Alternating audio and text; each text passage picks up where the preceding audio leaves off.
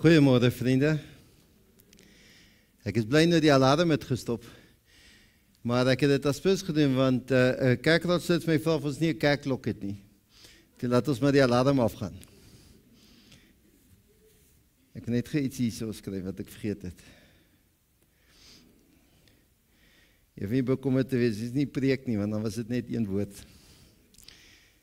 Kom ons raak stil en raak ons bewus van die Here se teenwoordigheid.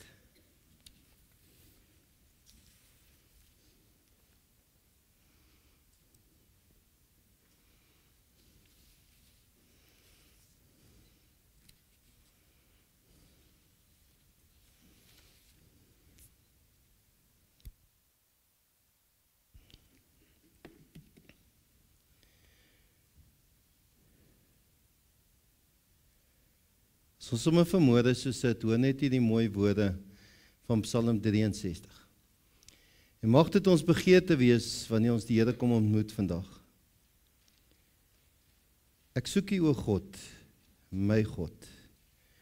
Ek dors na U. Ek smag na U soos in 'n dor en 'n droë land. 'n Land sonder water. Ek wil by U in die heiligdom wees, om daar U mag en die grootheid te ondervind. U troue liefde is meer werd as die lewe. Daarom sal ek U prys. Amen. Terwyl ons so sit, kom ons sing die pragtige lied saam met die orgel. Ons is almal hier te saam. Vers 1 en 2, so sit in 'n saam.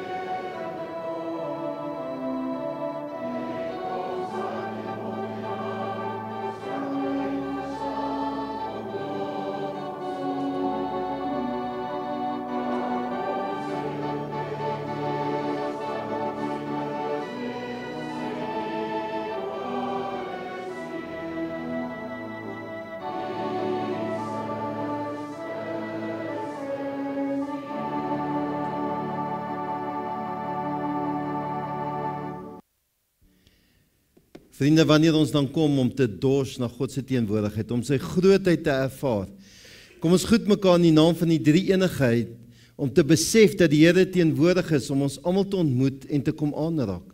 Genade en vrede vir julle van God ons Vader, en Jesus Christus, en die kragtevolle werking van die Heilige Gees. Amen. As 'n antwoord op die Here se teenwoordigheid, gaan ons staan in hierdie pragtige lied saam sing, en bly dan staande, ek gaan 'n gedeelte lees, en dan sing ons die volgende lied.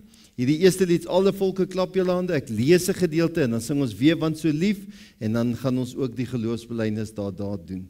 Kom ons staan asseblief en sing ons hierdie pragtige lied saam.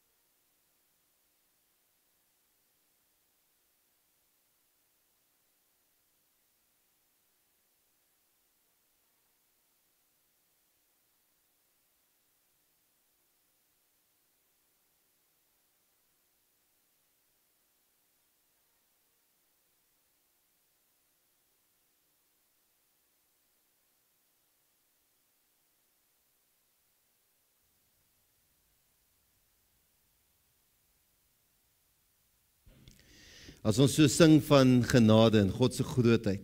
In Openbaring 1 staan die mooiste woorde. Uit liefde vir ons, hoor mooi daai woorde, uit liefde vir ons het hy ons deur sy bloed van ons sondes verlos en ons sy koninkryk gemaak, priesters vir God sy Vader. Aan hom behoort die heerlikheid en die krag tot in alle ewigheid. Amen. Kom ons sing hierdie pragtige lied, want so lief het God die wêreld gehad.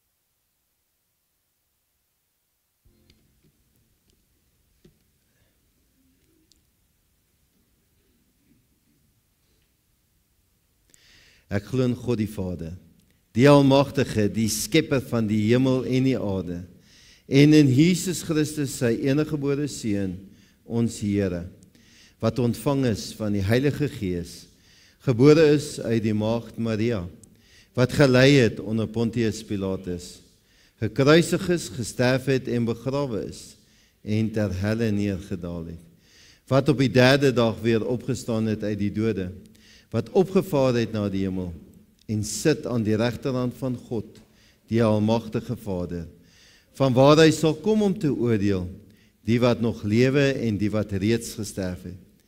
Ek glo in die Heilige Gees, ek glo aan 'n heilige algemene Christelike kerk, die gemeenskap van die heiliges, die vergifnis van sondes, die opstanding van die vlees en 'n ewige lewe. Amen. Dankie, kan jy sit lekker maar inneem? Kom ons sluit die oë asseblief. Ons almagtige God, U wat die skepper van die hemel en die aarde is, laat U naam geheilig word. Laat elke persoon in hierdie wêreld besef, U het hierdie wêreld geskape en het elke mens op hierdie wêreld lief. Al hierdie liedere wat ons gesing het. U wil met elke persoon in 'n lewende verhouding staan. U wil hê dat elke mens U teenwoordigheid ervaar. Daarom is ons hartsbegeerte, laat U koninkryk kom. Daai belofte wat U vir ons gegee het in Openbaring. In Jesus Christus, Here, U wat ons wêreld in genade betree, het U ons die koninkryk kom maak. Ons die kerk, ons die liggaam van Christus. Ons wat werklik deel van die verbond is, dat U ons God is en met ons in 'n verhouding staan. Daarom weet ons, U sal ons alles gee wat ons sal nodig hê om U koninkryk, U eer te laat gebeur in hierdie wêreld. Ons weet U sal ons daaglikse brood gee. U sal ons geestelik voed met hierdie woord en dit is ons begeerte vanmôre. Daarom bid ons, weerhou alles wat sleg en boos van ons is. Moenie laat ons in die versoeking kom nie. Laat ons werklik fokus vanmôre op die teenwoordigheid. Laat ons oë, ons geestelike oë oop wees om U te ervaar en te sien en ons ore om U te hoor. Ons die kinders smag daarna om te hoor wat is dit wat U op ons harte wil skryf. Ons bid dit in Jesus naam alleen. Amen. Terwyl ons so sit, kom ons sing saam met die orgel soos 'n wildsbok. So sit in 'n saam.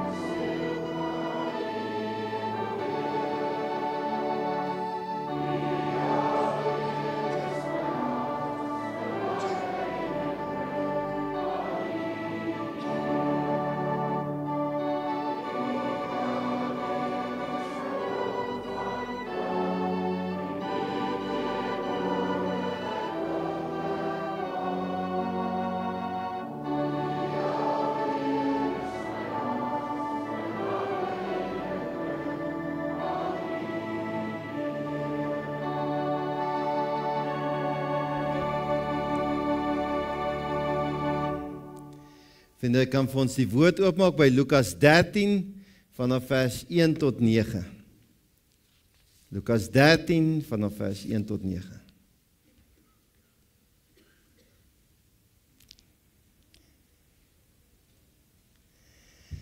In 2004 het daar in die Atlantiese Oseaan 'n aardbewing ontstaan wat 'n tsunami teweeggebring het wat in 14 lande gemaak het dat 227.000 mense gesterf het. In 2010 daar so in Haiti, in Port-au-Prince het 160.000 mense gesterf vanweë aardbewing. Ons almal is goed bewus met die Holocaust waar meer as 6 miljoen mense gesterf het. As ons soms so luister na hierdie dinge wat met ons gebeur, dan is ek seker elkeen van ons kan vir mekaar getuienisse lewe van trauma van iemand naby aan ons wat hierdie erge dinge in die lewe al ervaar het. Hierdie slegte goed wat met ons al gebeur het. Nou George Barna, as julle nog nie bewus is van George Barna nie, ons haal hom nogal baie aan. Hulle doen sulke ondersoeke en sensus vraelyste wat hulle in die wêreld doen om te kyk hoe mense se persepsie is en wat hulle ervaar. Hulle sê die nommer 1 vraag wat uitgekom het, antwoorde sê hulle, hoekom is daar hierdie lyding en hierdie pyn in die wêreld, wat mense wil weet? Het julle al agterkom in slegte goed met ons gebeur? Is daar 'n klompie vrae wat by mense opkom? Die eerste vraag wat mense vra, is hoekom bestaan God ooit? As hierdie slegte goed gebeur en daar was iets soos 'n God, hoekom het God toegelaat dat hierdie gebeur? So dit moet vir ons kan 'n sekere aanduiding wees, dat daar is nie so iets soos 'n God nie. Dis die eerste ding wat mense sê. Die tweede ding wat mense gewoonlik vra is, hulle vra oor God se goedheid en sy liefde, want hulle sê, kan God werklik goed wees? Kan God werklik liefdevol wees? Want as God regtig so liefdevol en goed is, hoekom het God hierdie dinge laat begin gebeur in ons wêreld? En dan die derde ding wat mense sê is, wat het ek verkeerd gedoen? Hoekom het ek so gesondig? Hoekom, wat het gebeur dat God my so kom straf? Hierdie God wat so kwaai is in ons wêreld. Hierdie gedeelte vandag is nogal baie bevattend. En dan ek dink altyd soek ons na die antwoorde in die woord, maar daar kom ander antwoorde eintlik vir ons uit op hierdie vraag. Kom ons lees hierdie gedeelte saam. Juis in daardie tyd was daar mense teenwoordig wat hom vertel het van die Galileërs wie se bloed Pilatus met die van hulle offerdiere gemeng het. Jy kan hom so die hele tyd ophou die woord, ek gaan hom so deurlees. As ons hierdie gedeelte lees, dan sê hulle, daardie mense van daardie tyd wat teenwoordig was, weet niemand regtig wie hulle was nie. As jy sommer so gaan lees, Lukas 12, dan was daar gebeure waar Jesus die mense geleer het oor selfsugtigheid en oor hulle skynheiligheid en hoe hulle tot inkeer moet kom en al daai mooi goed oor jy weet hoe God vir jou sorg, die mossie en al daai goed is. En hierdie volg direk daarna hoe Jesus beweeg het deur daardie gebiede en die mense geleer het. En dan kom hierdie mense en dan vra hulle vir Jesus hierdie vraag. Hulle sê, kom ek vertel julle, Jesus, hier's hierdie groot koerant opskrif, hier's hierdie groot gebeurtenis, daardie Galileërs wat daar in die tempel was, wat se bloed gemeng is met die bloed van die offerdiere, vertel hulle vir Jesus. Maar hulle weet nie wie dit regtig was nie, party dink dis die skrifgeleerdes en die fariseërs. Die feite wat ons wel weet, is dat Pontius Pilatus, dieselfde Pontius Pilatus wat ons nou net in ons geloofsbelijdenis gesê het, daardie Pontius Pilatus wat 'n wrede man was, wat daar gestel is om die Romeinse ryk tuis te bring in daai tyd. Hierdie Pontius Pilatus het 'n waterkanaal van die Gion streek, van die Gion spruit, het 'n waterkanaal laat loop van 45 kilometer om laat water in Jerusalem kan kom. En om hierdie projek te laat gebeur, het hy geld gaan soek by die mense, en hulle sê hulle het ook by die tempel in Jerusalem, het hy geld gaan soek om sy projek te finansier. En die vermoede was dat daar van hierdie Galileërs was, wat in hierdie tempel was, besig om te offer, besig om te bid, en hulle het moontlik tot opstand gekom, en Pontius Pilatus het besluit, hy maak 'n voorbeeld van hierdie mense, en hy het 'n massamoord, 'n wreedaardige moord gedoen, en hy het hulle bloed vermeng met die bloed van die offers, wat hulle tot God bring. En hierdie mense sê, Jesus, jy van hierdie groot ding gehoor. Dink net hoe verskriklik het moes gewees het in vandag se tyd. Hier gaan hierdie mense in ons terme vandag, hulle gaan kerk toe, om God te gaan aanbid, en hulle word wreedaardig doodgemaak. En hier sê hulle vir die Here, wat nou? Wat maak ons hiermee? Hoor antwoord Jesus hulle. Hy het hulle geantwoord en gesê, dink julle, daardie Galileërs, was groter sondaars, as al die ander Galileërs, omdat hulle hierdie dinge gelei het? Hy gee vir hulle 'n bietjie die vraag terug by hulle. Jy sien, as dit die skrifgeleerdes en die fariseërs was of so, daardie mense het geglo, die Galileërs was nie so baie goeie mense gewees nie. Maar ons moet onthou, Jesus kom van Galilea af, maar hulle het gesê, hoe verder jy van die tempel afgaan, hoe verder jy van Jerusalem afgaan, hoe meer onheilig, onrein word jy, want Jerusalem was die middelpunt van alles, want dis waar die tempel en die stadsmure van die koning Dawid was, en hoe verder jy afgaan, hoe meer sleg word jy. Hulle het selfs oor Jesus gesê, wat goeds kan van Galilea afkom? Hierdie Galileërs wat ook 'n ander soort taal gepraat het en gegrens het met heidene nasies en met hulle bietjie vervreemd geraak het en bietjie afgedwaal het soms van God af. So hulle het nie baie goed met al hierdie Galileërs altyd oor die weg gekom nie. Jesus sê, dink julle dat hierdie mense so gesondig het? Is julle eintlik besig om hulle te judge? Want ons doen dit mos soms. As mense swak en dink ons lekker, julle het dit seker verdien. Wat jy saai sal jy maai, dis seker julle verdiende loon dat hierdie goed met julle gebeur. En dan sê Jesus vir hulle, beslis nie. Dan sê hy vir hulle, ek sê vir julle, maar as julle nie bekeer nie, as julle almal net so omkom. En dan gaan Jesus en hy vra vir hulle 'n retoriese vraag. Hy sit hulle 'n bietjie op ag toe. Hy sê vir hulle, of daardie 18 wat dood is toe die toring van Siloam op hulle geval het, dink julle dat hulle skuldiger is al die ander mense in Jerusalem? Hulle sê moontlik het dit by dieselfde projek gebeur met hierdie bou van hierdie waterkanaal, was daar hierdie toring gewees en daar het nog 'n ongeluk gebeur. Onskuldige mense het ewe skielik het hierdie toring in mekaar geval en 18 mense het gesterf. Jy sien, Jesus gaan nie in 'n groot teologiese debat, hoog dogmatiese gesprek, om te sê, hoekom sterf mense, en wat lê agter sterf, en wat lê agter boos, en wat lê agter sleg nie. Hy sê vir hulle, julle is besig om met die verkeerde uitkyk, julle kyk met verkeerde hatte, julle uitkyk is verkeerd wanneer jy na hierdie situasies kyk. Julle moet 'n bietjie julle harte ondersoek en sê, maar wat is binne my vermoë? Hy sê, weet julle wat, julle dink omdat hierdie ongeluk nie met julle gebeur nie, en julle gaan skotvry deur die lewe, dat julle is nie meer sondig nie, of alles gaan goed met julle. Julle moet opnuut bietjie na julle lewe gaan kyk. Hy sê, as julle nie bekeer nie, sal julle net so omkom. Slegte goed gebeur met alle mense.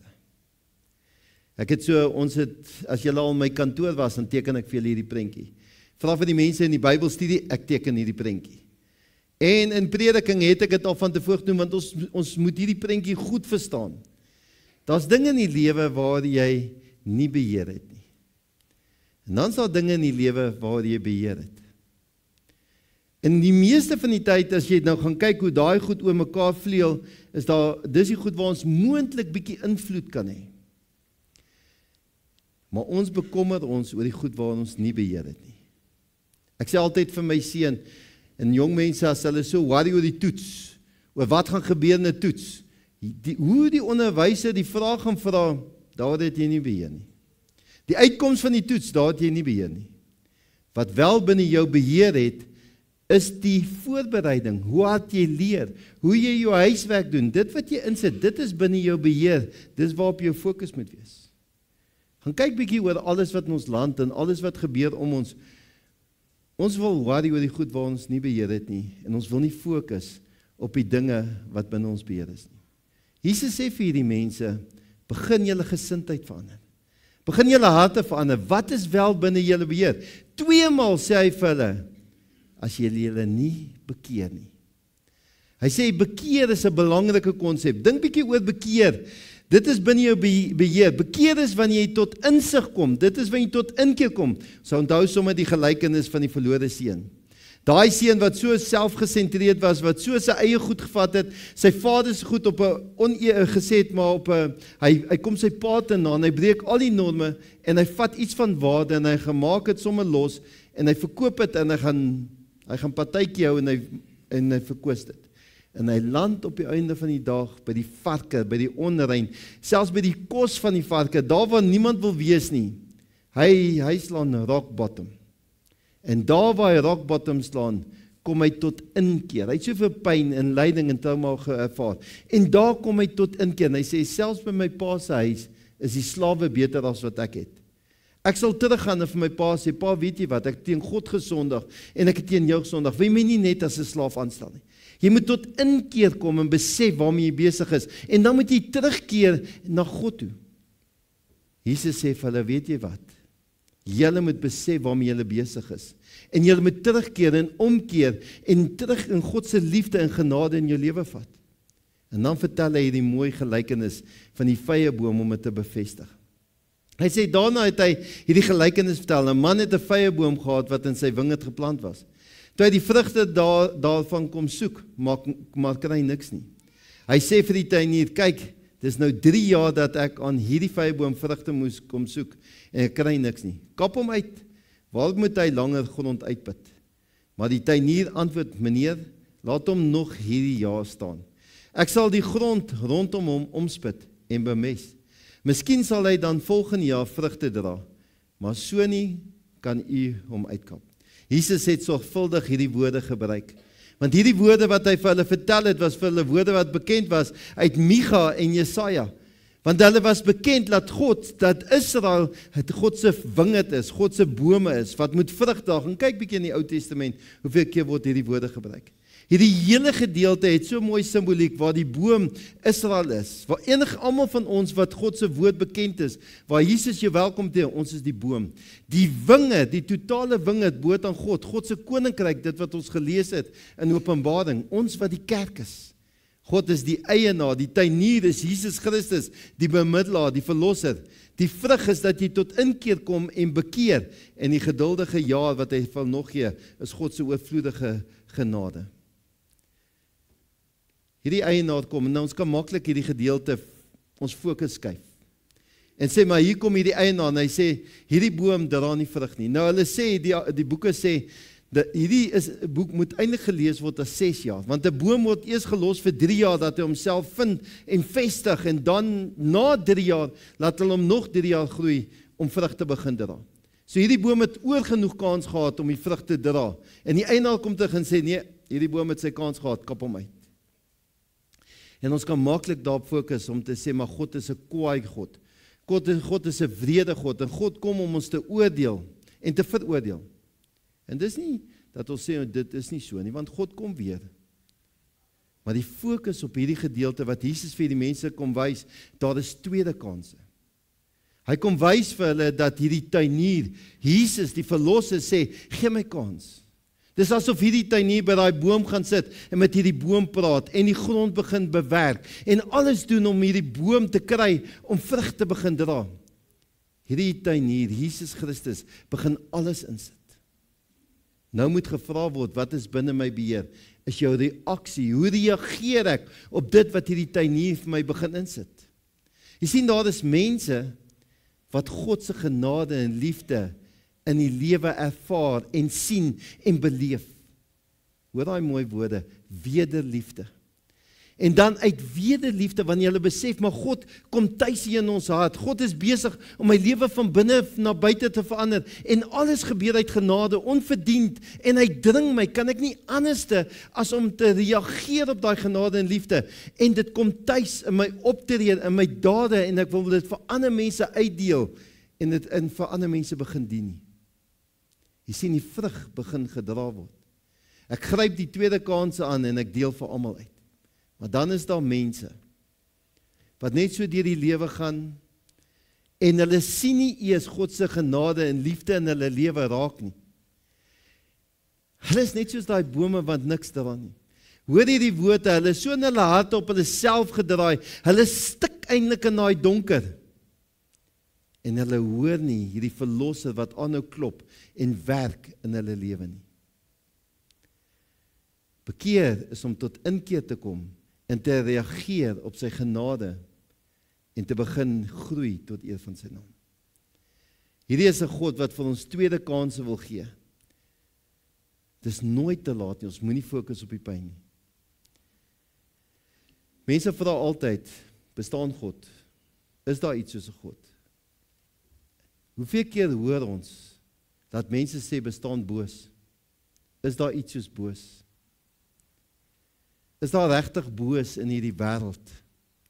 Jy sien, ons ondersoek nooit ons gedrag en ons optrede en die gevolg van ons gedrag en ons optrede om te kyk, wat is die gevolg daarvan op ander mense se lewe en hoeveel pyn en trauma veroorsaak dit in hierdie wêreld nie. Wanneer Jesus hierdie boom verander en ons daardie vrug, hoeveel goed kan dit nie teweegbring? Hoor net hierdie statistieke. Hierdie biodiversiteit en ekosisteemkrisis. Hulle sê op hierdie stadium, as die wêreld gaan voortgaan so wat dit groot gaan, is daar krisis dat 1 miljoen spesies, verskillende spesies, lewende goed in hierdie wêreld gaan verdwyn. En ons kinders gaan nooit weet dat dit ooit bestaan het nie.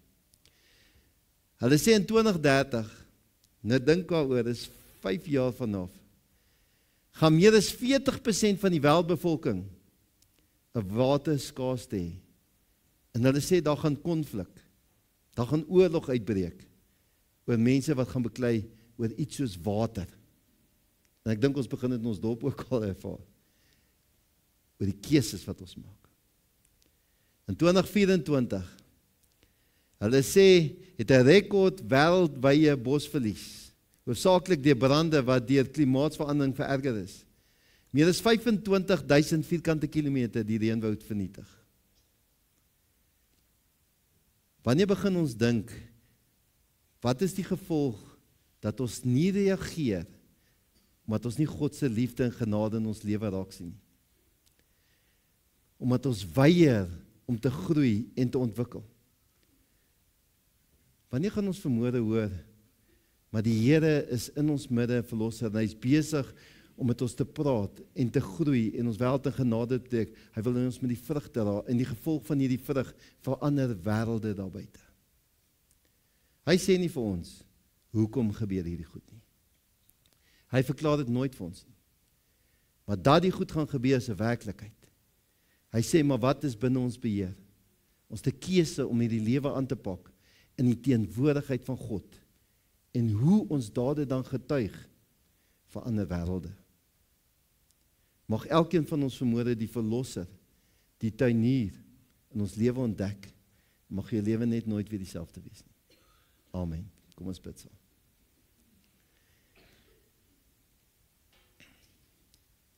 Here, as ons hierdie gelykenisse hoor, dan vat ons dit sommer so van selfspreekend, want ons hoor dit so baie. Maar jy het hierdie taal gebruik vir mense hulle was bekend daarmee. Is mooi voorbeelde, wanneer ons kinders so in vrugtebome stap, en hulle kan 'n vrug van 'n boom afpluk, en hulle kan dit eet, en hulle voel daai sap hulle dors les, en hulle voel hoe daai vrugte hulle maag vol maak. Here, ons sit met stikkende mense daar buite, 'n wêreld wat dors sny, meeste van die tyd onsself.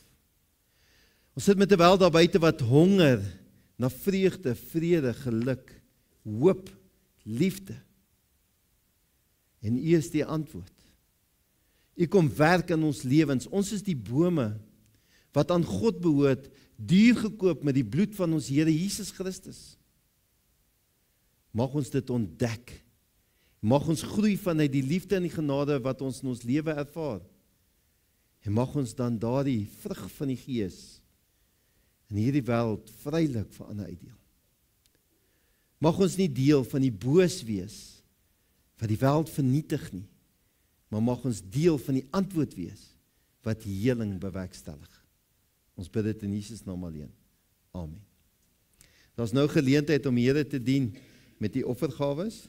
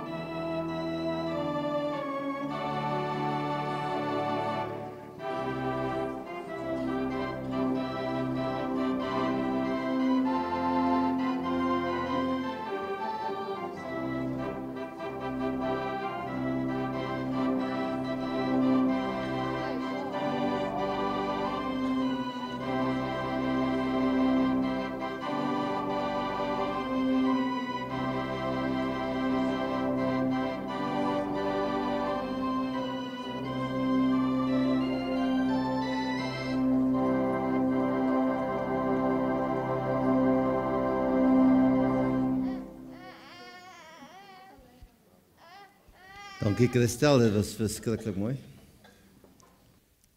Ek gaan net 'n paar aankondigings hanteer terwyl hulle nog die kollekte die getalle tel daar agter. Ons verwelkom alle nuwe intrekkers en besoekers vanmôre. En dan kan jy ook by die kerkkantoor aanmeld om 'n vorm daar te kry. Die deurkollekte gaan vanmôre vir Abraham Kiel kinderhuis. Die jong mense, die kategese bly hierso in die saal agter. En dan vanaand by die downtime, asseblief ouers, ons gaan vanaand nog 6 tot 7 doen. Ons gaan 'n bietjie smoos en marshmallows braai daar by die PNF saal. En dan van volgende week af gaan dit wees net van 6:30 tot 7:30. Ek weet die kinders skryf eksamen, so is vinnige asemhaal, saam bid en dan asseblief moet jy hulle 6:30 van volgende week af, vanaand is nog 6 tot 7. Vriende, onthou, Hemelvaart, eerskomende donderdag, die voltooiing van die opstanding van ons Here Jesus Christus, wat dan die troonkamer bestyg, en dit is dan by Piet Potgieter Rust gemeente. Die koneksie byeenkom is maandag aand ons laaste ene, so as jy nog nie by die een was nie, asseblief jy kan die naam net opgee by die kerkkantoor hierna. En dan Sterkervier Bazaar is die 7de Junie, hulle kort 'n bietjie benodigdhede, bestanddele, bydraes, kinderspeelgoed en lekker goed. En dan is daar biltong te koop na die tyd by die kuier area. En dan die golfdag, ons jeugse golfdag, gaan ek nou hierdie week die lysie, die WhatsApp groepie maak, vir almal wat hulle name opgesit het, dat ons die reëlings kan begin tref. As jy nog betrokke wil raak by die golfdag, asseblief kom gee ook jou naam vir my op. Kom ons staan en sing ons hierdie pragtige lied saam, Neem my lewe, laat dit Heer, en dan bly staan vir die seëngroet, en dan sing ons die musikale amen aan die einde. Kom ons staan asseblief.